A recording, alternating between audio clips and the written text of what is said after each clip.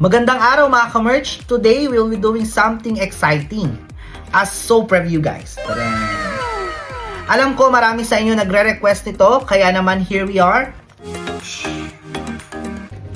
This is the Niacinamide Tawa Soap. Nabasa ko, napakaganda po ng mga review niya, kaya naman gusto ko itong subukan at i-share sa inyo ang aking experience guys. Check muna po natin. First off, let's check po yung kanyang packaging. Packaging alone po, napakasulit, panalo. On the go kasi naka-ziplock na rin po yan guys. Yes. Then check po natin yung ingredients niya. Meron po siyang coconut oil, tea tree extract, aloe vera extract, carica papaya extract po.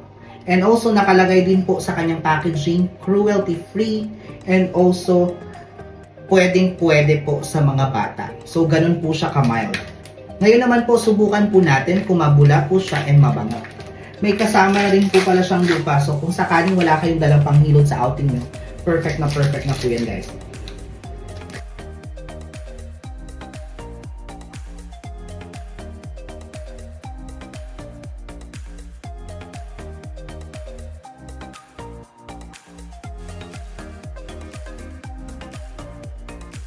So ayun na nga mga ka-merch. Tamang-tama yung chismis po. Mild lang po si Niacinamide Tawa Soap.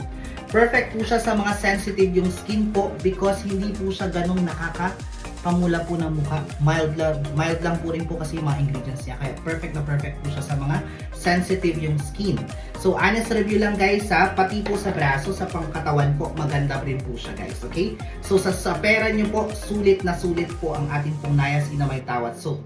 So ayun na nga, for the meantime po, ito hanggang dito na lang po tayo guys. Maraming salamat po. Thank you for watching. Hanggang sa muli. Bye-bye!